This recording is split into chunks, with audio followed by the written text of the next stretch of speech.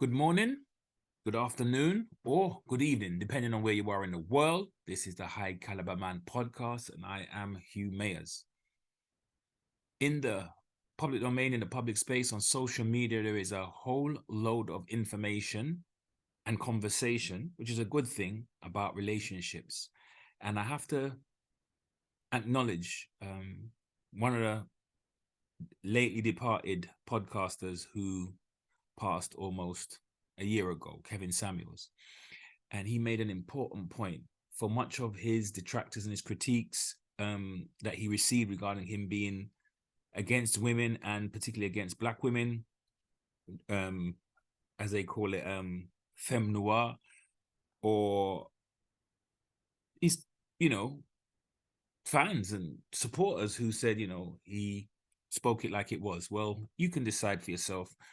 People have they're entitled to have their own opinions. But one thing I will say, that he made a very important point, and that was regarding the point of keeping score by way of marriage. And I think that as I listen more and more to the online conversation between young men and women in the Western Hemisphere, people from the diaspora in particular, it seems to be ramping up and it seems to be too hostile. And we need some kind of peace treaty, some kind of cooling off, and a way forward, a way out of this mess, because we obviously have strayed away or moved away from some of the traditions of our ancestors. And I can say emphatically, we are paying the price as a culture, or as cultures, as an ethnic group or ethnic groups. There's a video that I want to just drop a little short piece that really exemplifies what's going on in terms of attitude. So just check this out. But now you want to do the same. When you get a man, you do to keep a man. Oh, why he should keep? Bro, I hate guys. Why should a man choose you outside of your looks? Why should a man choose you? Yeah, Like, what do you do? because you're already real. nigga real wanna safety. To say, because a lot of guys, they don't do nothing. Well, I just asked you about you. You already I'm gonna do everything for you if I love you. So guys want to know, okay, in exchange for the money, the provision, the protection, the leadership, everything that I provide for you, what am I getting in return? And y'all can never answer the Most question. answer Yes, like we you. can. and You start get upset and triggered. defensive. You get triggered and defensive, and instead you probably gonna If say, you're "I am the doing table." nothing from you, if you're not doing nothing Still for not me. saying what you're If doing. you're not to a doing man. nothing for me, if I do, I'm gonna do everything for you. Like, So he gotta do- he gotta do- gonna get done for you. We don't know what that means. I keep saying this to women. Exactly. Well, that's on you. You gotta get to know me then. No, I wouldn't. I wouldn't waste Yeah, I a won't. minute What with do you you. mean? How do I know what you're gonna do for me then? Like what? So then I'm coming to you trying to communicate, ask you like, what other than prettiness do you have? And you're like, what do you be giving me? No, this is what I'm saying. I'm saying a lot of guys that say that don't be having We nothing. don't Like you're care not about a lot doing of guys. nothing. We just talking about a conversation Yeah, right now. like, Yeah, I asked crazy. you that. But besides prettiness, what else can you offer me? Like for me, I'm gonna offer everything. Like what do you mean? For men don't care about your broken promises of saying, I'm gonna give you everything. That doesn't give us Yeah, that's- anything. Like, yo, what do You you said just give it everything. Huh? You said just give it Everything to my man. Like what? Like I gotta get to know you for you to get But to you know can't me. even tell me what other thing. Because I don't know you to tell you what I could do for you. Like what the hell? Oh, you just It's pro guys saying that. Like Yeah. talking about what you gonna do for the me. difference is, You don't do nothing. so why you on a date with a broke guy? Damn, I'm dumb. She's gonna deliver. I'm dumb. That was her words, not mine. I think it was interesting. The conversation was very interesting in the little short period of time that I took that clip from. There was a bit of deflection. There was a little bit of overindulgence about one's worth. I think it's healthy for us to really value ourselves and at any kind of negotiating table to ask for what we deserve. But what was absent from the young lady's feedback was some kind of evidence of what she would be willing to do for the ideal person. So put another way, it's quite common in our society and in the discourse at the moment for people, young ladies are encouraged because of feminist ideas, I believe, but people to be very demanding. And like I say, young ladies, they, in my experience, as well as what I've witnessed and what I've heard and what I've seen online, there seems to be something about the ability to articulate, which is good, catalog and list the criteria that a suitable mate must meet. Nothing wrong with that. You're in your years, you're in your fertile years, you're a human being. Everybody has a right to their preference, their choice. However, it does seem somewhat disingenuous or delusional to have such a phenomenal list. However, when somebody asks you, what is it that you are willing to do and what do you bring into that type of ideal situation should you meet the man that meets your criteria? And there is pure deflection, there is pure sign language, shame, insults, guilt, and the need to be right. But there is an absence of a coherent answer. And yeah, this is something that we have to take a deep dive into at some point and address on a deeper level. And to quote and to use another Kevin Samuels phrase, to encourage people, both young men and women, to come to the table in good faith. I think I'll leave that little piece of food for thought, but I'm going to move on to drop a little piece of information. I had a conversation recently with Kevin Brown from Kemet Radio on a talkback show, and the conversation was based around another video coming from a different perspective. It raised the issue or got me thinking about something that Jordan Peterson said recently. Dr. Jordan Peterson said, I heard him quote him vaguely, paraphrasing, should I say, that why are people, he didn't base it on gender, but he said, why are people so demanding and so obsessed about what it is they want in a future mate? And why don't people start from the basis of working on themselves, developing the right kind of character and attractive characteristics and attitude that when they meet the ideal partner or the person that would meet their criteria, that they would be suitable. So it was like almost coming from a different perspective. And I think this gentleman on the video, the elderly gentleman or the older man as he calls himself, really kind of comes from that perspective or drives that point home somewhat. So yeah, we're going to check it out in a bit, but I just want you to hear a little bit of the conversation. Right, welcome to Talkback. Welcome back to the show. We were in our last interview with Hugh Mayers, my sort of resident host here on when we do a little after dark conversations around Black relationships. And we want to talk about, what do men find attractive? How do you get men to fall in love with you? And there's this YouTuber that did a very short video. He goes by the hashtag Ask an Older Man, and his YouTube channel is all about giving advice from a Black male perspective and elder or a senior Black male perspective. Very interesting advice that he dishes out on YouTube, so you can go and check him out.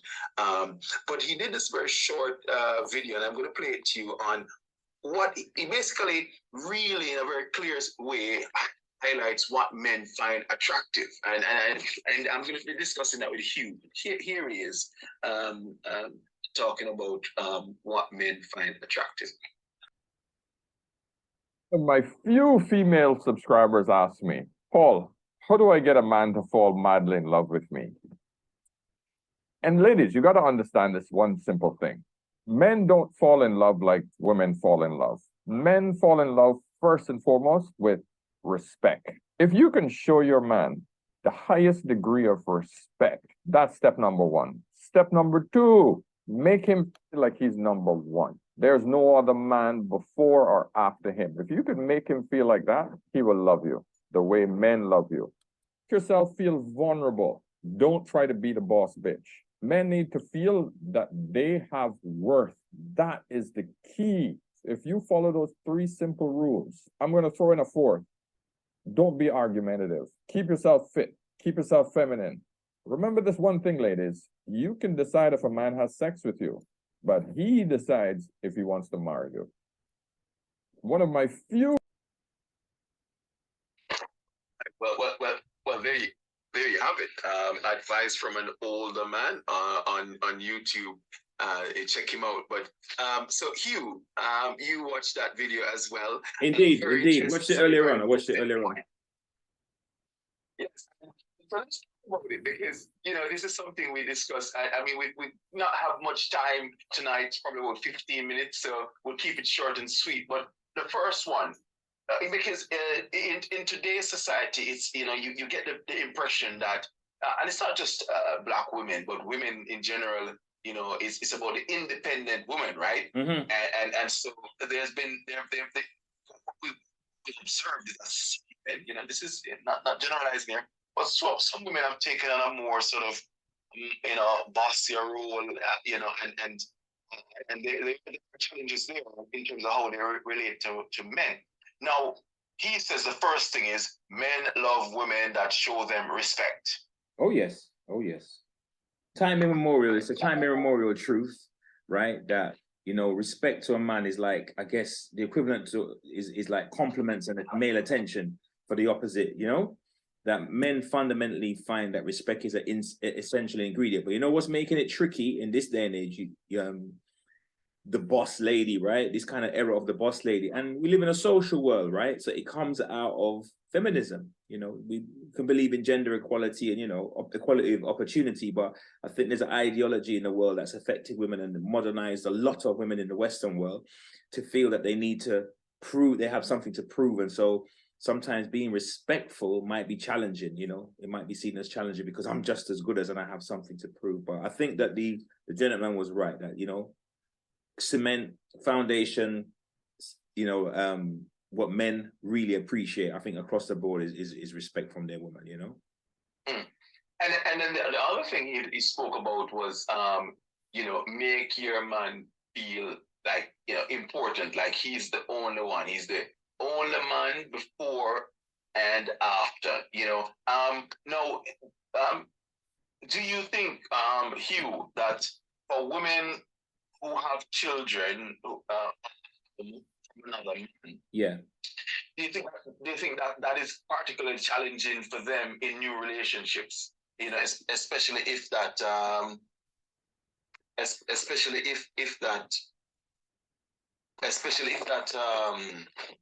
sorry, Hugh, someone was bringing me there. Okay. Especially if the dad of that child is still still active, still there.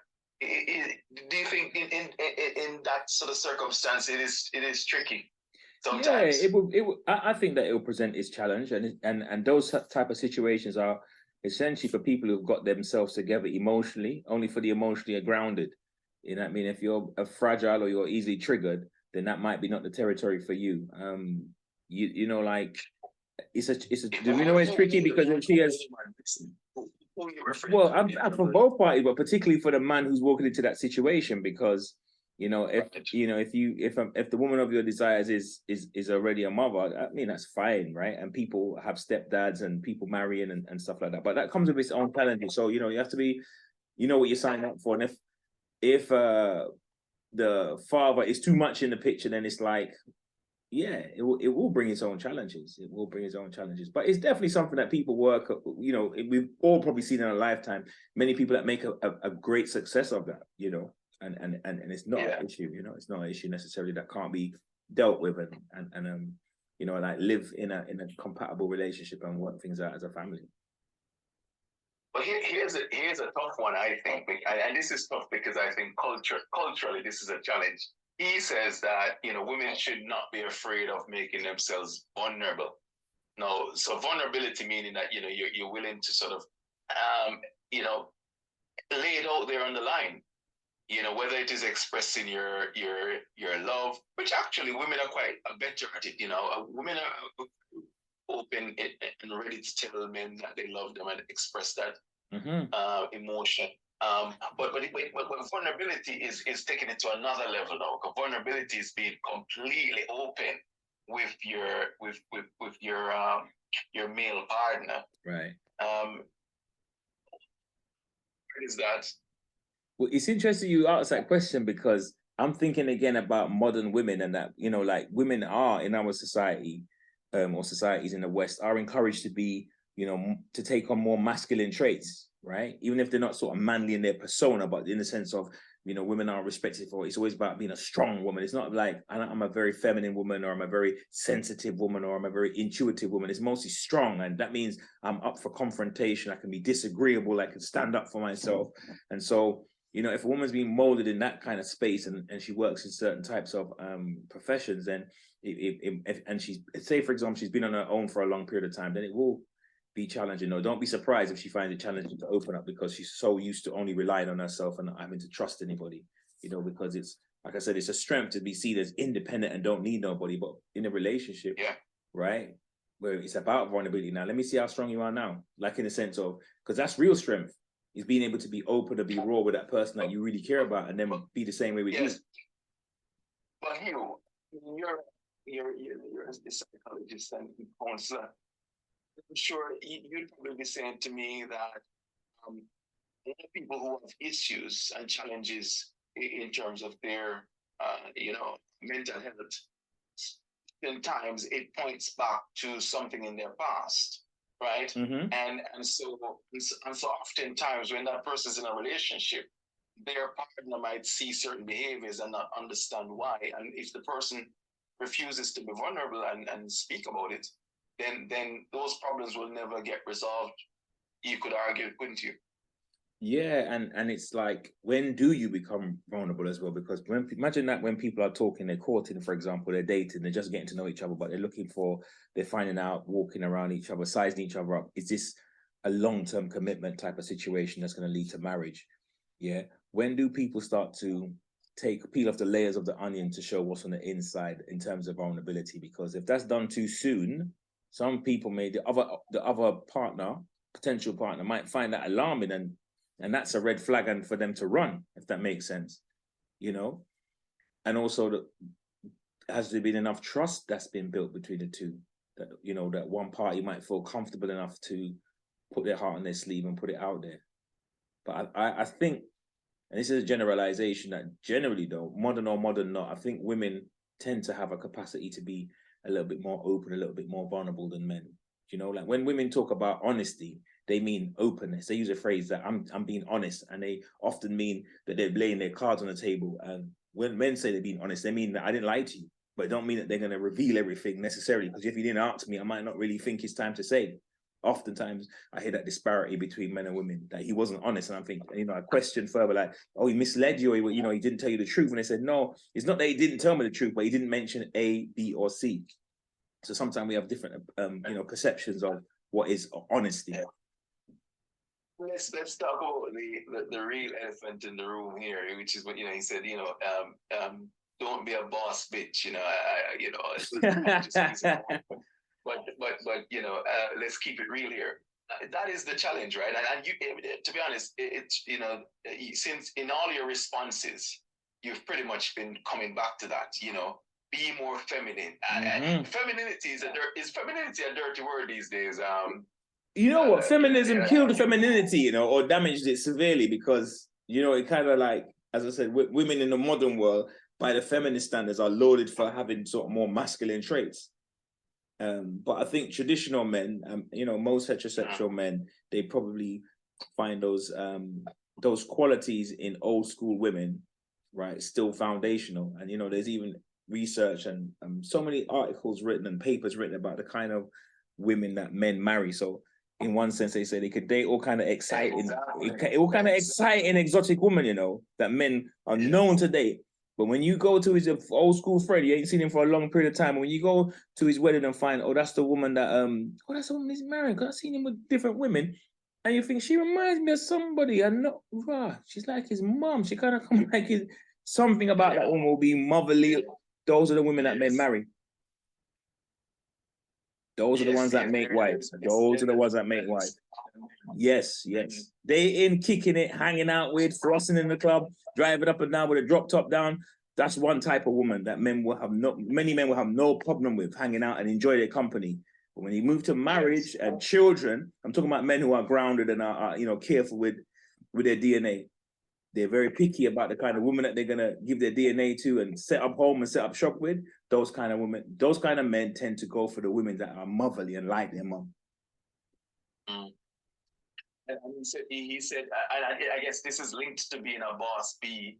don't be argumentative. It's and so it goes back to this whole thing of men being attracted to or wanting to have submissive, and I think sometimes people mistake submissive for being weak. That's not. That's a dirty word. That's a very controversial word in the modern era. Submissive, because I think some people. I know that many women interpret that as like docile. That meaning like vacant, mentally vacant, as opposed to saying men probably interpret submissive meaning that can, at the end of the day, work with my leadership. But yes, your opinion, your reflection, we go back and forth. But at a certain juncture, kind of like, I'm gonna trust you as a man to lead this thing, and not continuously and exhaustingly have to prove at every point that he's worthy of leadership. Do you know what I mean?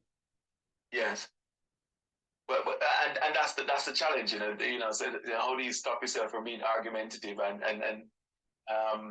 in this day and age, as you said, being feminine, it seems to be a dirty word. It's difficult. It must be a minefield for young men out there, because the word on the wire is that it's pretty tough with the young, the 20-somethings, early 30s, and that it's pretty tough out there. There's some tough cookies out there in terms of the young ladies, because they've been brought up in this modern era and where feistiness and this type of thing is very much celebrated. And at the end of the day, we're all human beings and we are all vulnerable creatures, but at least the facade of the tough girl, that is like the armor that a lot of the women wear, and sometimes to protect themselves because they've been disappointed or been, trust has been broken and stuff like that. So there's a lot of what's the word I'm looking for, like putting on a kind of facade, so to speak, but that's not the real person. The real person is oftentimes much more sensitive and caring than they would like to present, initially, because it's just a way to protect themselves. And then he speaks about keeping fit. And I guess what he was saying there is that, if your man met you and you were looking hot and fit and whether you were big or small, but in his eyes you looked very physically attractive, then you should try and maintain. You should try and maintain that look. 100%. I mean that's slightly, but then again, that's a challenging one because as I said, it could be that you have a lady that's on the what we Jamaicans the fluffy side, the big side. Some men actually find that attractive. Right? Nothing wrong with that. Nothing wrong with that, man. Nothing wrong with that at all. But I guess what in saying keep fit, I translate that as in just keep healthy, right? You try and maintain yourself, irrespective of your body size. You try and keep yourself fit and healthy. I think, keep your physical attraction. I read that as don't let yourself go. Like, now you've got this man that cares about you, that you sort of like let it all hang out, so to speak. Like, still hold it together, make an effort in that area. Don't take his love for granted, sort of thing, or his attraction and his intention for granted. That, like, likewise, a man should, if it was saying nice words, romance this woman, don't just take her for granted. Now you've got her. So likewise, as a woman, we're very optical, we're very visual creatures as men. So keep that side of the game up. Keep that side of the game up. It's very, very important. Oh yeah, absolutely. Absolutely. So yeah, I mean, it's a very, very interesting clip. As I said, he has this YouTube series that he's doing, views from an older man, and it's interesting. But here's the thing, though, Hugh. He's not the first one to say this. I think black men have been trying to say this for years. That they all they want is to be respected. To feel important and treasured, and they don't want women who are overly argumentative. I think black men have been saying this for time. Yeah, and I think it's a reasonable request, and I think there was a time, probably maybe a decade back or more, when that was like seen as like it was moving to the modern era, and those were seen as like controversial or oppressive and stuff like that. But I think we're kind of going back full circle, and I hear black women in spaces talking about wanting to be more feminine or valuing their femininity, and these are educated women, but they know that at the end of the day, the kind of things that's going to keep a man that's got himself together, grounded, is not going. You're not really going to impress him too much with your earning potential, right? And your degree, not because those are not valueless in general, but in a sense of what men value is different. So a man's gonna find it easier to go and check out the cashier in Iceland if she's attractive and he finds that she's feminine. He's got no problem in dating, quote unquote, down if he's a professional man, right? And this lady isn't an educated woman, but she's feminine and she's rocking a good look and she catches his eye. He'll easily bypass the lawyer, right? Or the other woman that works in the stock exchange or the financial consultant if they ain't competing on that level of looks and femininity. They will be outworked and moved out of position by the young lady in Iceland. I just use that term symbolically in deference to the ladies that work in Iceland or in Iceland. But you get what I'm trying to say to you in terms of social standing and position. Yeah, men, we don't really, you know, most men ain't really going to be moved by that in the way that maybe some women in the past have thought, you know, I'm a boss B and I'm a powerful woman, and that's all good and well. That's all good and well, but are you feminine? Do you keep yourself attractive? Do you keep yourself in shape? Have you got a kind of cooperative personality? Can you drop your guard, you know, and can be real in the space? And you don't always have to prove that you are, you know, tough and strong and a strong woman. Like, you know, that's all good and well in one space. But, you know, in terms of the romantic sense, and not because we're teammates and I want to trust you as a co-worker to close the deal, but I'm trying to say to be my woman, to be my wife, can you be real? And then that's when we get into different territory. Well, Hugh, we're out of time, but just remind people how they can listen to your vlogs on YouTube. Yeah, they could get me on Hugh Mayers TV, HUGH MAYERS. And it's always a pleasure, Kevin, to be on a talkback show. Always a pleasure. Absolutely. All right, we're out of time, but thank you. It was a nice, snappy conversation. No worries. No worries. Listeners found it interesting, and let's see what the future holds in terms of you know, relationships between men and women going forward. But lots of good advice there being dished out. Absolutely. Pleasure. Take care, my bro. Take care. All right, take care. Bye-bye. After reflecting on that conversation, it made me think about the need for men and women who are in it for the long haul or looking for a significant other in terms of marriage and that level of commitment, that when you're starting on that path and courting, as they say, when you're courting, you're looking for the evidence like you're in court. It will require both parties to become vulnerable, to drop the facade. And I think we're living in the era, 2023, of the facade and the fake toughness and the, you know, I'm so independent and I'm so indispensable.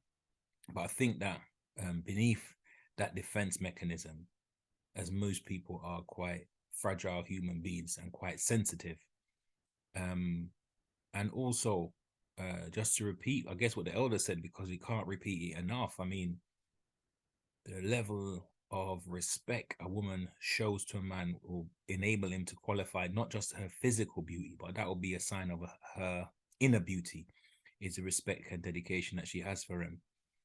And likewise, women do appreciate being respected. It's not as if